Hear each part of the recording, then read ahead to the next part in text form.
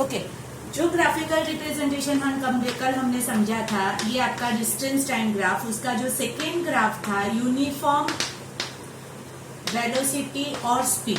ठीक है, कौन सा ग्राफ था सबको कल क्लियर हो गया था ये वाला टॉपिक। ये आपका ग्राफ था, ये आपका डिस्टेंस, ये आपका टाइम, और ग्राफ आपका ऐसा था, right, straight line. It is always straight line. Uniform का मतलब it is always straight line. अगर डिस्टेंस टाइम ग्राफ में यूनिफॉर्म वेलोसिटी है तो वो ऐसी स्ट्रेट लाइन आएगी, पैरेलल लाइन नहीं आएगी। It is a slope. देखो स्लोप का मतलब क्या है, यहां से हम स्लोप फाइंड करेंगे। सबसे पहले तो व्हाट इज स्लोप वो समझो।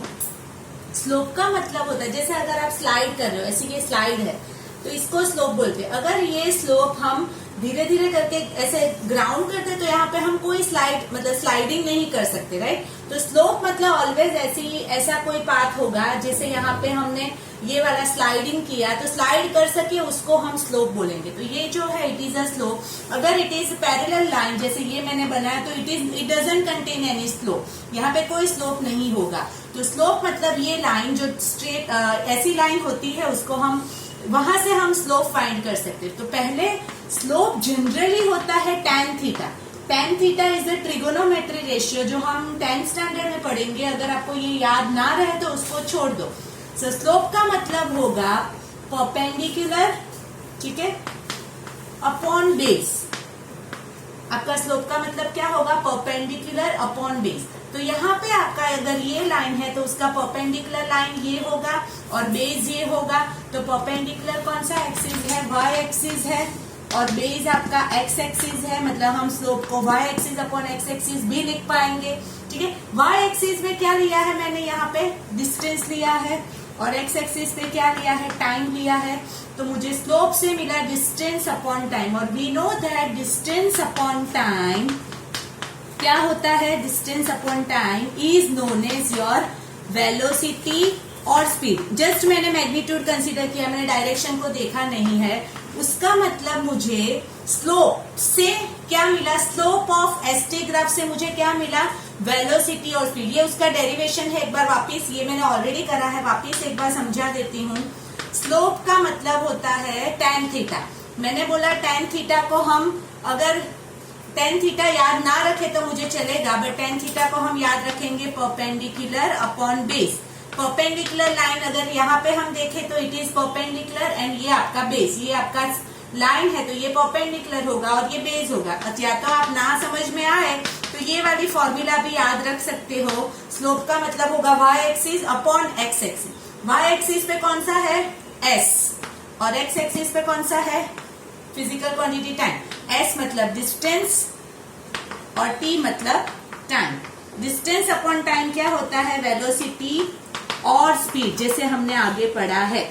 तो हमें मिला स्लोप से क्या, वेलोसिटी और स्पीड। तो उसका मतलब मैं यहाँ पे नोट करके, ये डेरिवेशन आपकी नोटबुक में होना चाहिए कंपलसरी। ये सिर्फ देखना नहीं है, ये करना भी है नोटबुक के अंदर। और लास्ट में नोट लिखो, वापस वो नोट में रिपीट करूंगी जब हम वापस जूम क्लास लेंगे। स्लोप ऑफ बड़े उसमें लिख के बॉक्स बना देना, slope of ST graph gives, क्या मिला हमें, स्पीड और velocity. The most important part, slope of ST graph gives speed और velocity, the most important part. ये आपका एक डेरिवेशन हुआ। ऐसे मुझे 3 समझाने हैं। तो द फर्स्ट नोट, लास्ट में मैं वापस नोट लिख के दिखाती हूँ। फर्स्ट नोट मिले मुझे, slope of ST graph gives speed और velocity. Clear, slope of ST graph gives speed और वेलोसिटी। अभी जो सेकेंड है वीटी ग्राफ, उसमें हमने देखा था यूनिफॉर्म एक्सीलरेशन। क्यों हम सीधा यूनिफॉर्म एक्सीलरेशन पे जा रहे हैं, बिकॉज यूनिफॉर्म वेलोसिटी में आपका ग्राफ पैरेलल एक्सिस है, it doesn't give any slope. मैंने बोला स्लोप ऐसे नहीं होता, ऐसे होता है। ये गिव स्लोप, ये स्लोप नहीं देगा, तो it doesn't give any slope. तो यूनिफॉर्म एक्सीलरेशन का जो वीटी ग्राफ था, it give slope to us. तो ये वीटी ग्राफ, और ये मैंने आपका उसका ग्राफ बनाया। ग्राफिकल रिप्रेजेंटेशन यूनिफॉर्म एक्सीलरेशन का ये था। रिटार्डेशन का भी सेम रहेगा, डेरिवेशन में कर नहीं रही हूँ, सिर्फ उसमें नेगेटिव साइन लगानी है। तो ये आपका वीटी ग्राफ और यूनिफॉर्म एक्सीलरेशन है सेम। यहाँ से भी हम स्लोप फाइंड करना स्टार्ट करें तो what is slope? tan theta. जो मैंने बोला है उसको ना समझो तो छोड़ दो। क्या होगा? Perpendicular upon base.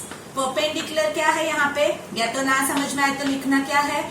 y axis upon x axis. ये पूरा डेरिवेशन चाहिए मुझे आपकी नोटबुक में। y एक्सिस पे कौन सा है? v वेलोसिटी, और x एक्सिस पे क्या है? t time. Velocity upon time is known as acceleration. क्या बोलते हैं वेलोसिटी अपॉन टाइम को?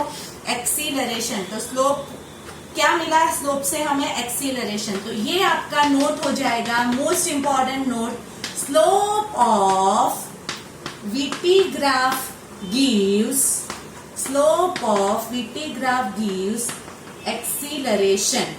ये आपको आपकी नोटबुक में बड़े राइटिंग में बॉक्स बना के लिखना है, और ये उसका डेरिवेशन हुआ।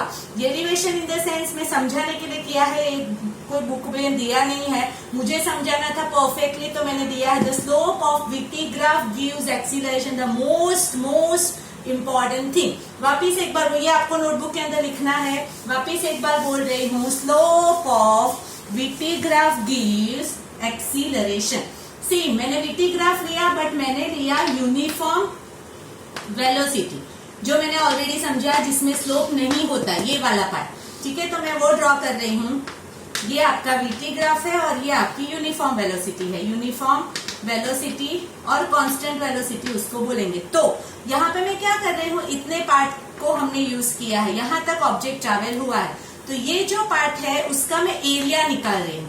क्या निकाल रही हूँ? एरिया। ठीक है, तो मैं निकाल रही हूँ area under VT graph. Clear? मैंने क्या निकाला? Area under VT graph. Area, ये क्या, कौन सी फिगर दिख रही है आपको? It is a rectangle. तो यहाँ पे एरिया ऑफ रेक्टेंगल मुझे ढूंढना होगा।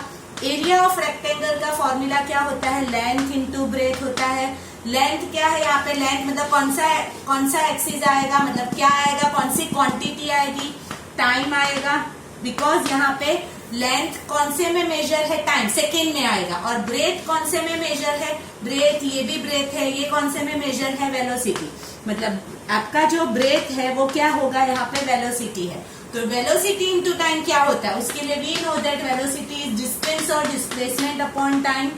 तो अगर मैं टाइम को यहाँ ले जाऊं तो velocity into time is equal to, मुझे क्या मिला? डिस्टेंस मिला। क्या मिला? Velocity into time. Velocity into time मुझे क्या मिला? डिस्टेंस। या तो डिस्टेंस लिखो आप, या तो उसको डिस्प्लेसमेंट लिखो। Both are same. मैग्नीट्यूड के लिए बोथ आर सेम, से डायरेक्शन में अलग होगा।